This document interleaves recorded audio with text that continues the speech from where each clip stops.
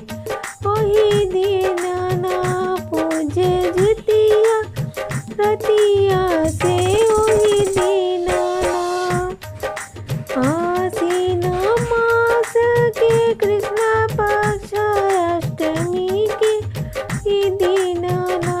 पूजे जितिया व्रत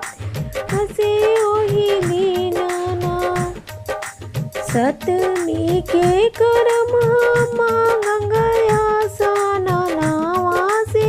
अष्टमी के न उनकर दरबोदय नवा से हमी के न सप्तमी के कर्म माँ गंगा स्नानवा के न उनके दरबोदय नवा अष्टमी के ना अचर पासरी मांगब पुतवा के बिकावा से दिए ना बाबा सोना साना गोदिया से दिए ना